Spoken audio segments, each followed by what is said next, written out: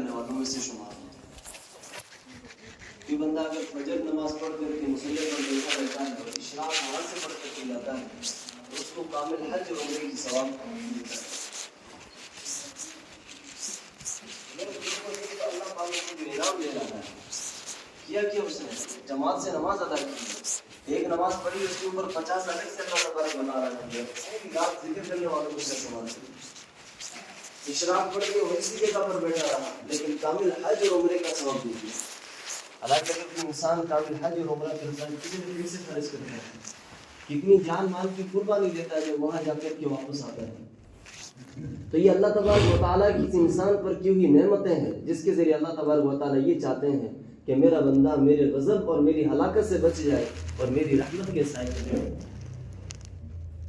اسی طرح اللہ تبارک و تعالیٰ نے ہم سب کو ماہ رمضان بھی دیا ہے کہ انسان اللہ پاک کے قریب ہو، انسان اپنے کیے ہوئے کے اوپر نادم اور شرمندہ ہو اور اللہ پاک کی چوکھٹ پکڑ لے اور اللہ پاک کے تقرب حاصل کر لے۔ اسی لیے حدیث پاک کے اندر آپ صلی اللہ علیہ وسلم نے ارشاد فرمایا کہ تراویح کے ایک سجدے کے اوپر 1500 نیکی ملتی ہے اور اس کے لیے جنت کے اندر ایک محل بنا دیا جاتا ہے۔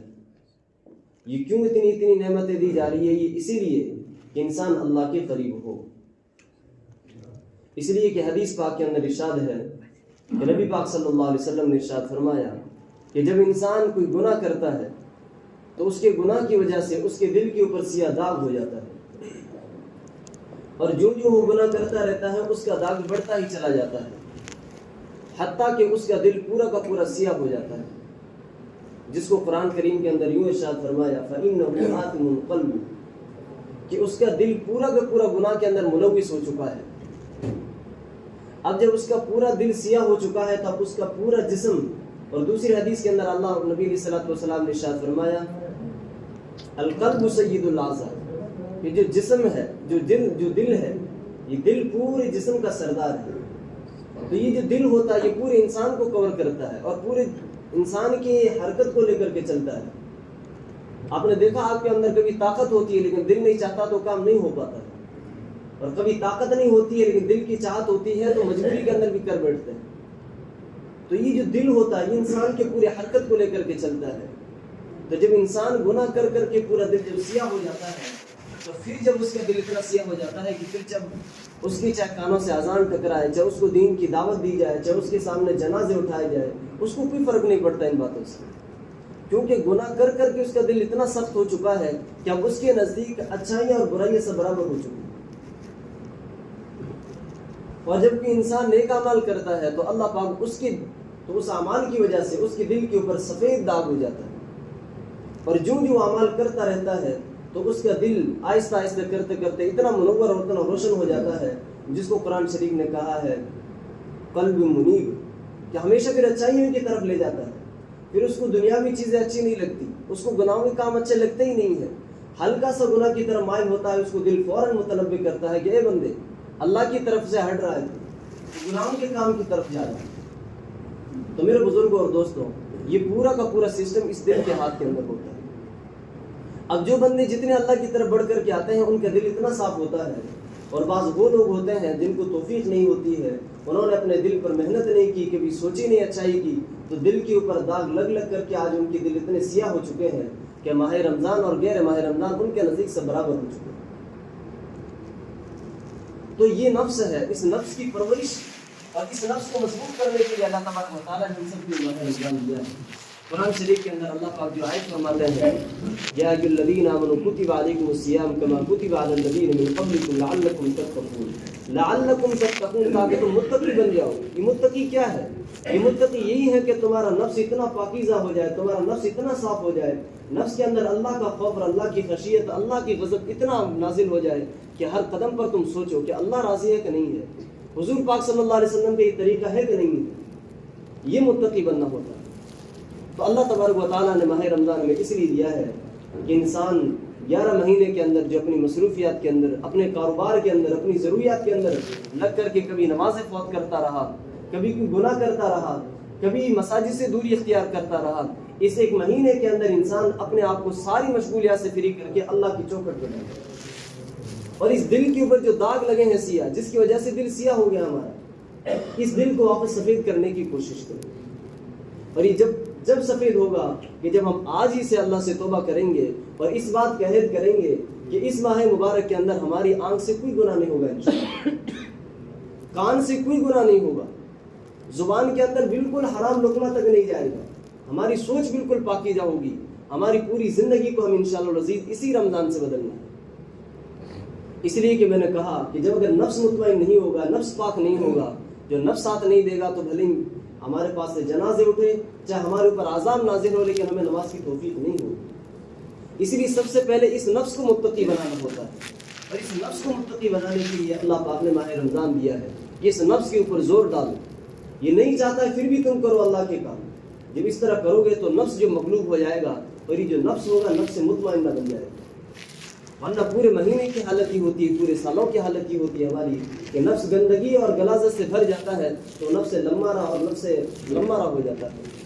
حضرت یوسف علیہ السلام جب ان کو قید کیا گیا اور اس کے بعد میں ان کو آزاد کر دیا گیا تو وقت کا نبی ہے، ان سے غلطی سے اور سزا نہیں ہو سکتی، اس کے باوجود بھی کیا کہتے ہیں اور کہتے ہیں وَمَا أُبَرِّئُ نَفْسِي، کہ میں نفس کو بری کرتا ہوں۔ میں یہ نہیں کہتا کہ میرا نفس ہمیشہ مجھے نیکی کی طرف لے جاتا ہے، نہیں، نفس غلطی سرزد کراتا ہے، نفس گناہوں کی طرف دھکیلتا ہے۔ ان النفس لامارۃ بالسوء، کہ نفس کا تو کام ہی ہے برائی کی طرف لے جانا ہے، میں نفس کے مائل نہیں ہوتا ہوں۔ تو میرے بزرگوں، وقت کے نبی بھی اس نفس سے اتنے مطمئن ہے کہ نفس ان کو گندگی کی طرف لے جا سکتا ہے، پر ہم خوب سمجھتے ہیں کہ اس نفس کی وجہ سے آج ہماری نمازوں کی رونقیں ختم ہو چکی ہیں۔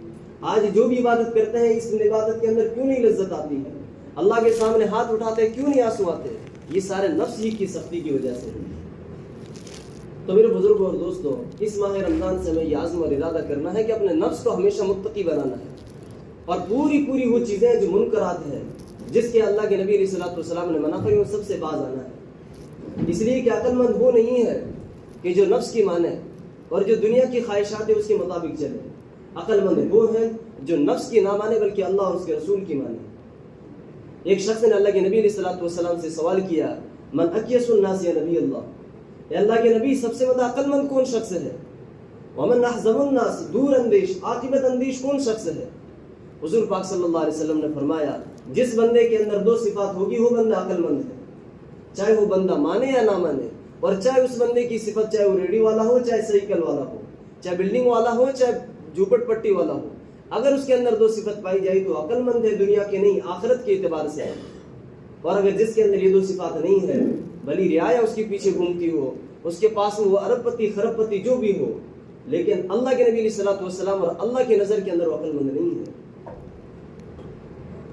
فرمایا کہ یا رسول اللہ وہ کون ہے؟ آپ صلی اللہ علیہ وسلم نے ارشاد فرمایا، من اکیس الناس ومن احزب الناس، پہلا شخص ہو جو موت کو بکثرت یاد کرتا ہو، کہ ایک دن موت آنی ہے، ایک دن بچپنا تھا، بچپنے سے جوانی کے اندر آئے، یہ جوانی سے بڑھاپے کے اندر ڈھلنا ہے، اور پھر ایک دن یہ مکان بھی چھوڑنا ہے، یہ جو کپڑے ہیں یہ کپڑے بھی اتارے جانے ہیں، اور اگر کپڑے اتارے نہ جانے ہیں تو کپڑے پھاڑنے ہیں، اور ایک دن جنازے کی چارپائی پہ سوار ہونا ہے، اور اوروں کے کندھے پر آ کر کے منو مٹی کے نیچے ہمیں دبنا ہے۔ تو موت کو بکثرت یاد کرتا رہے کہ ہمیشہ زندگی کے اندر نہیں آیا ہوں، ہمیشہ کی رہائش نہیں ہے، آج اللہ کی طرف سے جو فراوانی دی گئی ہے، جو بھیڑ ہے، یہ ہمیشہ کے لیے نہیں ہے، ایک دن تنہا ہوتا ہے۔ تو پہلی شرط یہ ہے کہ موت کو ہمیشہ بکثرت یاد کرتا ہے۔ اور دوسری بات آپ صلی اللہ علیہ وسلم نے فرمایا جو دور اندیش ہو، عاقبت اندیش ہو، موت کی تیاری بھی کرتا ہو کہ ایک دن یہ دنیا چھوٹ جانی ہے، اور جو آخرت میں کام آنے والے ہیں، قبر میں جو کام آنے والے ہیں، اللہ کی حضوری میں جو کام آنے والے ہیں وہ اچھے اعمال ہیں۔ اگر اس دنیا کے اندر رہتے ہوئے اچھے اعمال نہیں کیے تو میری دنیا بیکار سی چلے گی، اور اللہ کے دربار میں جب میں کھڑا ہوں گا تو مجرم بن کر کے کھڑا کیا جاؤں گا۔ تو ان دونوں کی جو چیزیں فکر کرتا ہے وہ شخص عقل مند ہے۔ اور آپ صلی اللہ علیہ وسلم نے ارشاد فرمایا، اولئک هم الاکیاس ذهبوا بشرف الدنیا وکرامۃ الاخرہ، یہی وہ لوگ ہیں جو دنیا کی شرافت، دنیا کی کرامت، دنیا کے اندر باعزت، خوش دلی اور خوش طبعی سے رہتے ہیں، اور آخرت کے اندر جب اللہ پاک ان کو اٹھائیں گے تو ان کے چہرے چمکتے ہوئے ہوں گے، اور خوش رونق اور خوش دلی سے وہاں پر بھی حاضر ہوں گے۔ حضور پاک صلی اللہ علیہ وسلم نے ایک دوسری حدیث کے اندر ارشاد فرمایا کہ اہل ایمان کے تین بھائی ہیں۔ ایک بھائی تو وہ ہے جو کہتا ہے کہ جب تک تو دنیا میں تمہارے دنیا کے اندر ساتھ رہوں گا، تمہارا ساتھ دوں گا۔ ایک اور وہ ہے اس کا مال اور اس کا پیسہ. وہ یہ کہتا ہے کہ جب تک تو دنیا کے اندر میں تیرے ساتھ میں ہوں, اگر تجھے کہیں تکلیف ہوگی تو میں تیرے کام آؤں گا, اگر تیرے پاس رہائش کے لیے مکان نہیں ہوگا تو میں مکان دلاؤں گا, تیری جو بھی ضرورت ہوگی چاہے جائز ہو چاہے ناجائز ہو, میں تیری ہر ضرورت کو پورا کروں گا. اور وہ ہے اس کا پیسہ جو آج ہر امت اور پوری دنیا کا کباڑہ کر رکھا ہے اور پوری دنیا کی فکر بن چکی ہے کہ بس پیسہ ہی کماؤ, پیسہ ہی کماؤ, اسی کا چکر لگا ہوا. دوسرا بھائی ہے, آپ صلی اللہ علیہ وسلم نے ارشاد فرمایا کہ اس کا دوسرا بھائی ہے اس کے رشتہ دار, اس کے اہل خانہ.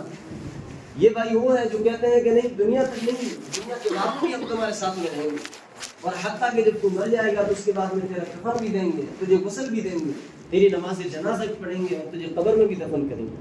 یہ اس کے رشتہ دار ہیں, یہ اس کا بھائی ہے, اس کے بڑے ابو ہیں, اس کی والدہ ہے, اس کی بہن ہے. یہ سارے کے سارے ہیں جو اس کو قبر تک ساتھ میں لے جاتے ہیں. حتیٰ کہ یہ ہوتا ہے کہ گھر کے اندر کوئی اپنے اکیلی بیٹی کو نہیں چھوڑنا چاہتا, لیکن جب اس کا انتقال ہو جاتا ہے تو اس اکیلی بیٹی اور اکیلی بہن کو بھی قبر کے حوالے کر کے آ جاتے ہیں. یہ دوسرے رشتہ دار ہو گئے. اور تیسرا صلی اللہ علیہ وسلم نے فرمایا اس کے اعمال ہیں, چاہے اس کے اچھے ہو چاہے برے ہو, یہ موت تک نہیں, یہ موت کے بعد میں بھی ساتھ میں رہیں گے, قبر کے اندر بھی یہی ساتھ میں رہیں گے, حشر کے اندر بھی یہی ساتھ میں رہیں گے, اور اس کے بعد کے اندر بھی یہی ساتھ میں رہیں گے.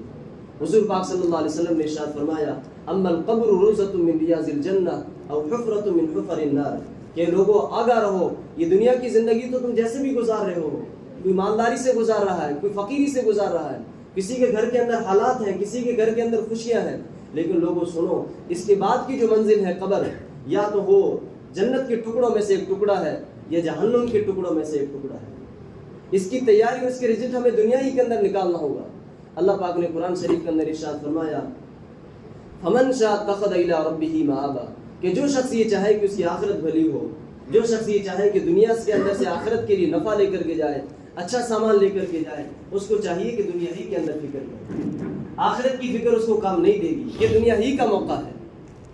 تو میرے بزرگوں, حدیث پاک کے اندر آپ صلی اللہ علیہ وسلم نے 3 فرمائے کہ 3 بھائی ہیں. آج ہم دیکھیں کہ ہمارے بھائی کون سے ہیں. آج میرے بزرگوں, ہم پہلے بھائی کے پاس میں لگے ہوئے ہیں کہ پیسہ کماؤ, کاروبار بڑھاؤ, اچھے مکانات بڑھاؤ اور اچھی ضروریات پوری کرو, جو کب تک چلنا ہے, موت تک چلنا ہے. حالانکہ حدیث کے اندر تو یہ بھی آیا ہے کہ جب انسان کو سکرات لگتی ہے اور مرض موت لگ جاتا ہے, اس وقت میں سے اسے مال چھین لیا جاتا ہے. اب اگر اس کی مال کی نیت کرے گا کہ میں اللہ کے راہ میں صدقہ دے دوں تو بھی نہیں دے سکتا, اس کا 1/3 حصہ صدقہ ہوگا, باقی سارے کے سارے ورثہ اور دوسرے لوگوں کے درمیان میں تقسیم ہوگا. تو یہ اس کا پہلا بھائی ہے جو پیسہ, جو اس دنیا تک ہے. کتنے بڑے بڑے آئے بادشاہ, سارے چلے گئے, آج ان کے قلعے موجود ہیں لیکن وہ نہیں ہے. یہ جو پیسہ ہے, یہ جو ان کے کاروپٹی تھی, ساروں کے سارے یہاں رہ گئی. اور دوسرا بھائی یہ اس کے کاروبار, یہ اس کے رشتہ دار بھائی ہے, اسی کے اندر بھی لگے ہوئے ہیں کہ بھائی اپنے قبیلے کے اندر, اپنی برادری کے اندر شہرت کماؤ, شادی کے اندر اچھا خرچ کرو, اچھا مکان بناؤ, اپنی واہ واہ بناؤ, اپنی ویلیو بناؤ. یہ اس کے اندر آدھی سی دنیا لگی ہوئی ہے. جو اپنے ہیں یہ کل ہمیں جا کر کے منو مٹی کے نیچے دفن کر کے آئے. آج کتنے کو ہم روانہ کر کے آئے, کتنے کو منو مٹی کے نیچے دفن کر کے آئے, کس کو کون یاد ہے؟ کسی کو نہیں یاد ہے. جس طرح ہم ان کو بولتے آنے والی نسلیں ہمیں بلا دے گی. اور جو تیسرا بھائی ہے اس کے نیک اعمال, اس سے میرے بزرگوں ہم سب بری ہو چکے ہیں. نہ ہمیں فکر ہے, نہ بڑوں کو فکر ہے, نہ چھوٹوں کو فکر ہے. کسی کو کوئی فکر نہیں ہے کہ چھوٹا کیا قبر کے اندر کیا معاملہ پیش آنا ہے. سارے کے سارے بری ہو گئے. حالانکہ حضور پاک صلی اللہ علیہ وسلم اس تیسرے بھائی کے لیے ہمیشہ صحابہ کو مترقی کرتے رہے اور صحابہ سے فرماتے رہے, میرے صحابہ مجھے تمہارے اوپر یہ خوف نہیں ہے کہ تمہیں دنیا کی وجہ سے اور تمہیں تنگ دامنی کی وجہ سے اور فقر کی وجہ سے میں تمہیں ڈرتا ہوں, بلکہ میں اس بات سے ڈرتا ہوں کہ دنیا کے اندر تم مشغول نہ ہو جاؤ, آخرت نہ چھوٹ جائے. سید عمر فاروق رضی اللہ تعالیٰ عنہ آپ صلی اللہ علیہ وسلم کے پاس میں تشریف لے گئے. حضور پاک صلی اللہ علیہ وسلم اپنے حجرے کے اندر سو رہے تھے. عمر رضی اللہ تعالیٰ عنہ جب دستک دی اور کہا یا نبی اللہ اجازت چاہتا ہوں, آپ صلی اللہ علیہ وسلم نے ارشاد فرمایا تشریف لائے. جب سید عمر فاروق رضی اللہ تعالیٰ اندر گھر کے اندر تشریف لے کر کے گئے, حضور علیہ الصلوۃ والسلام بیٹھے تو کیا دیکھتے ہیں کہ جب نیچے ٹاٹ بچھی ہوئی اس کے جو سختی تھی اپنے کمر کے اندر اپنی پشت مبارک پر چبھی ہوئی تھی. عمر رضی اللہ تعالیٰ نے نظر پڑی اور کہا کہ امام الانبیاء, سارے انبیاء کا بادشاہ, جس کے لیے زمین آسمان بنے گی, جس کو ملاقات کی اللہ پاک عرش معلیٰ پہ بلائے, جس کی ہر ضرورت فرشتے پوری کریں, اس نبی کا یہ حال ہے کہ اس طرح کی ٹاٹ پر سوئے ہوئے کہ جس کی وجہ سے چبھ رہی ہے. ایک کونے کے اندر دیکھا کہ چند جو سے پڑے ہیں اور کچھ اس کے مسالے پڑے ہیں, اس کے علاوہ کچھ بھی نہیں ہے. سید عمر فاروق رضی اللہ تعالیٰ عنہ کی آنکھوں میں آنسو آ گئے اور کہا یا نبی اللہ آپ وقت کے نبی ہیں، آپ کے لیے پوری دنیا کو وجود بخشا گیا ہے، آپ ایک حکم کے اوپر فرشتے تیار ہو سکتے ہیں. یہ آپ کا حال ہے کہ کچھ بھی نہیں ہے. جو ٹاٹ بچھا رکھی ہے یہ بھی چبھ رہی ہے، کھانے کے لیے چند جو ہے اس کے علاوہ کچھ بھی نہیں ہے. اور کہاں وہ کیسر و کسرا کہ جن کے اوپر سونے چاندی کے تخت اور تاج ہے، جو ٹھاٹ سے رہتے ہیں، اپنی رعایت سے جو چاہتے ہیں وہ کرواتے ہیں. آپ صلی اللہ علیہ وسلم نے عمر کی جذبات کو دیکھا اور کہا عمر صبر کرو کہ تم نے قرآن قواعد نہیں پڑھا، والآخرۃ خیر وابقیٰ، کہ آخرت بہتر ہے اور ہمیشہ ہمیشہ کے لیے ہے. عمر ان کے لیے تو یہی ہے سب کچھ ہے، جو کچھ ہے اپنے لیے آخرت کے اندر سب کچھ ہے. عمر صبر سے کام لے لے. اگر قیامت کے دن میں اللہ نے اگر منہ نہ میڑا تو اپنے لیے سب کچھ ہے، اور اگر اس دن کے اندر بھی اگر اللہ نے منہ پھیر لیا اور دنیا کے اندر سے خالی ہاتھ چلے گئے تو اپنے ان سے بھی زیادہ ذلیل ہے. تو میرے بزرگ وہ تیسرا شخص جو تیسرا بھائی جس کے بارے میں کہا گیا اسے ہم سب بے فکر کرتے ہیں. اس تیسرے بھائی کی فکر کرنے کی ضرورت ہے. آج میرے بزرگوں اللہ پاک نے ہمیں سب کچھ دیا ہے لیکن ہمارے پاس وہ فکر نہیں ہے. آج کیا وجہ ہے کہ بار بار بیانات کروائے جاتے ہیں؟ کب سے دین کی محنت چلتی ہے، اتنا بڑا قرآن چھپوا ہے، اللہ پاک نے نازل فرمایا، احادیث کی کتنی بڑی بڑی کتابیں موجود ہیں، علماء نے کتنی کتابیں تصانیف کی ہے اور آج تک لکھتے ہی جا رہے ہیں، لیکن ہماری زندگی کیوں نہیں بدل رہی ہے؟ سب سے بڑی وجہ جو علماء بیان فرماتے ہیں، سب سے بڑی وجہ یہ ہے کہ اللہ پاک کی قدر، اللہ پاک کی عظمت، اللہ کا خوف، اللہ کی خشیت ہمارے سے دلوں سے نکل چکی ہے. ورنہ میرے بزرگوں کیا مجال ہے کہ اللہ پاک کی ایک آیت ہماری زندگی کو بدلنے کے لیے کافی ہوتی ہے. اللہ نے حکم دے دیا وَأَنِعْبُدُونِی، اے بندو میری عبادت کرو، ھذا صراط مستقیم، یہی سیدھا راستہ ہے. اس کے بعد کس کو مجال کہ اللہ کی نافرمانی کرے؟ اس کے باوجود بھی وہ نماز چھوڑ دے، اس کے باوجود بھی اللہ کے در سے ہاتھ پھیر لے، اس کے باوجود بھی چوری اور زنا کرتا رہے. نہیں، آج یہ جو کچھ ہم کر رہے ہیں، مسلمان ہیں لیکن اسلام کا احساس ختم ہو چکا ہے. یہ اس لیے کر رہے ہیں کہ اللہ کی عظمت، اللہ کی وقار ہمارے دلوں سے نکل چکی ہے. تو پھر کیا ہوتا ہے کہ ہلکی سے آنکھ میں درد ہو گیا، نماز چھوٹنی شروع ہو گئی، ہلکا سے گلے میں درد ہو گیا، پیٹ میں درد ہو گیا، روزے غائب ہونے شروع ہو گئے، ہلکا سا بھی کاروبار ہو گیا، مسجد رخ ہی موڑ لیا. یہ ہماری حالت ہے. ورنہ میرے بزرگوں وہ صحابہ کہ جو دھوپ اور چلچلاتی دھوپ کے اندر اللہ کے لیے راستوں اور جہاد کے اندر لڑتے تھے، روزے کی حالت کے اندر لڑتے تھے. کئی صحابہ کیسے ہوتے جن کو نیزے اور تلوار کے زخم لگتے تھے اور اس وقت کے اندر دوا پٹی بھی کچھ نہیں ہوتی تھی. اسی حالت کے اندر اللہ کی عبادت کی وہی باتیں اور اللہ کے سامنے آدھی رات کو وہی باتیں کیا کرتے تھے جو عام دنوں کے اندر کیا کرتے. سیدنا عمر فاروق رضی اللہ تعالیٰ عنہ کے غالباً ان کے بارے میں یہ ہے کہ ان کے پیچھے تیر چبھی اور اتنی سخت لگی کہ نکالنے میں دقت اور تکلیف ہونے لگی تھی. حضرت عمر رضی اللہ تعالیٰ منع فرماتی کہ لوگوں مت نکالو، مجھے تکلیف ہو رہی ہے. لوگوں نے کہا کہ جب نماز کے اندر مشغول ہوں گے اس وقت ہم نکال لیں گے. اور جب سیدنا عمر فاروق رضی اللہ تعالیٰ نماز کے اندر مشغول ہوئے تو پیچھے سے نکال دی، ان کو پتہ تک نہ چلا. یہ ان کی اللہ کے سامنے وقار اور اللہ کی عزت اور اللہ کی قدر ان کے دلوں کے اندر تھی. آج ہمارے دلوں کے اندر کچھ بھی نہیں ہے، نہ عزت ہے نہ وقار ہے. تو نہ قرآن ہدایت رہا، نہ حدیث ہدایت رہی، نہ اللہ کے گھر نمونہ رہے. پوری دنیا مسلمانوں کو پیٹ رہی ہے، پوری دنیا کے سامنے مسلمان ذلیل ہو رہا ہے. کوئی مسلمان کی وقار نہیں رہی، کیونکہ جب مسلمان نے اسلام پر ظلم کیا ہے تو اب کیا مجال ہے کہ اس کے اوپر ظلم نہ کیا. صحابہ کے پاس میں کچھ نہیں اسباب تھے، ایک اللہ پر توکل ایسا تھا کہ پوری دنیا کو اللہ سے مسئلہ حل کروائے. آج اسباب پر نظر پڑی، دنیا پر نظر پڑی، ہر اعتبار سے ٹھکرائے جا رہے ہیں. اور کیوں نہ ہو، اگر کہتے ہیں لوگ کہ ہمارے پاس میں اللہ کی وقار ہے، اللہ کی عظمت ہے، تو اپنا بیک گراؤنڈ چیک کریں. اگر نوجوانوں کے اور بڑوں کے اگر ابھی موبائل چیک کی جائے تو دیکھیں گے کہ واٹس ایپ ابھی کا کھولا ہوا 10 منٹ پہلے کا، فیس بک کب کا کھولا ہوا، کب سے تم نے کوئی اس کے اندر ریل وغیرہ اپلوڈ کی ہے تو کہیں گے 1 گھنٹہ 2 گھنٹہ پہلے کی ہے. لیکن میرے بزرگوں دیکھو کہ اللہ پاک نے جو نماز کا ایک ہمارے اوپر کیا ہے، نماز کب کی پڑھی ہوئی. یہ جب رمضان کا مبارک آیا تو مسجد بھرنے لگی، اس سے پہلے کہاں تھے نمازی ساتھی؟ وہ جس طرح رمضان کے روزے رکھے ہوئے، اس رمضان اور اس رمضان کے درمیان میں کتنے لوگوں نے روزے رکھے ہیں؟ کیا بیک گراؤنڈ؟ زکات کے علاوہ صدقہ کیا کسی لوگوں نے؟ کوئی کچھ بھی نہیں ہے، خالی ہی خالی چل رہا ہے. یہ اس لیے ہو رہا ہے کہ اللہ پاک کی قدر، اللہ پاک کی عظمت، اللہ کی بڑائی ہمارے دلوں کے اندر نہیں رہی. اس لیے میرے بزرگوں کوشش اس بات کی کرنی ہے کہ اس ماہ رمضان کے اندر جب اللہ پاک کے حکم سے ہم حلال چیزیں چھوڑ رہے ہیں، پانی چھوڑ رہے ہیں، کھانا چھوڑ رہے ہیں، جماع چھوڑ رہے ہیں روزے کی وجہ سے، تو حرام سے بھی توبہ کرو. انشاءاللہ عزیز ہماری آنکھ آج کی بات میں کبھی حرام نہیں دیکھی، ہمارے کان آج کی بات حرام نہیں سنیں گے، اس زبان کے اندر کوئی حرام لقمہ نہیں جائے گا، یہ قدم اور ہاتھ، یہ سوچ کہیں حرام جگہ کے اوپر نہیں جائے گی. اس طرح اپنے آپ کو متقی بناؤ. دیکھو یہ رمضان کس طرح گزرتا ہے، اور جب رمضان اس طرح مطمئن ہو کر کے گزرتا ہے تو پوری زندگی اچھا بنتی ہے. کتنے رمضان ہم نے گزار دیے. قرآن اعلان کر رہا ہے لعلکم تتقون، لوگوں متقی بن جاؤ گے، شاید کہ تم متقی بن جاؤ گے. ہمیں تو کوئی احساس تک ہی نہیں ہو رہا. ہمارے تو رمضان اور غیر رمضان سب برابر ہے. کیا وجہ ہے؟ وجہ یہ ہے کہ جو قرآن چاہتا ہے وہ ہم نہیں چاہتے، جو قرآن کا حکم ہے وہ ہم نہیں کرتے. آج ہمیں تو کیا ہو جاتا ہے، اللہ معاف فرمائے، تراویح کی وجہ سے ہمیں تکلیف ہونی شروع ہو جاتی ہے. کئی صفحے خالی ہو جانے لگ جاتی ہے. کئی نوجوان یہاں پہنچتے ہی نہیں ہیں. کیا تمہیں حضور پاک صلی اللہ علیہ وسلم کی سنت سے محبت نہیں؟ حضور پاک صلی اللہ علیہ وسلم غیر رمضان کے اندر پوری رات نوافل کے اندر مشغول رہا کرتے تھے. اور آپ صلی اللہ علیہ وسلم جب اتنے مشغول رہتے کہ پیروں کے اندر سوجن پڑ جاتی تو کسی صحابی نے عرض کیا یا رسول اللہ کیوں اتنی تکلیف برداشت کر رہے ہیں؟ قد غفرت لك ما تقدم من ذنبه وما تاخر.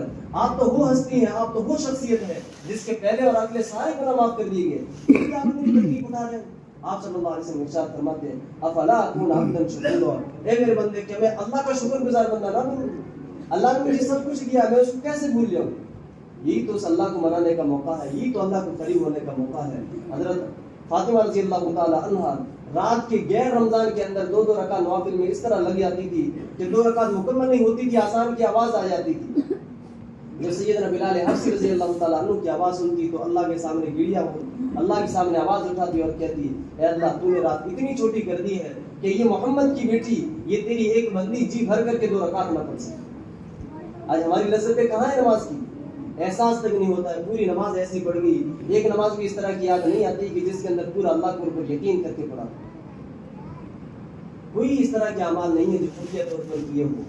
میرے بزرگوں، اگر زندگی بدلنا چاہتے ہیں، ہم یہ چاہتے ہیں کہ ہمارے اندر صحابہ والی صفات آ جائے، دل کے اندر اطمینان آ جائے، زندگی پوری حضور پاک صلی اللہ علیہ وسلم کے طریقے کے مطابق آ جائے، تو اس ماہ رمضان کو صحیح سے گزار کر کے دیکھیے. انشاءاللہ العزیز اللہ کی ذات سے کامل یقین ہے ایسا تقوی اور ایسی پاکی اور ایسی صفائی آ جائے گی کہ گناہ کی طرف ہمارا دل بھی مائل نہیں ہوگا.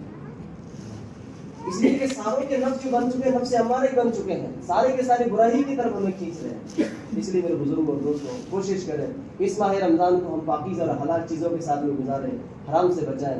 اللہ پاک ہم سب کو کہنے سے سننے سے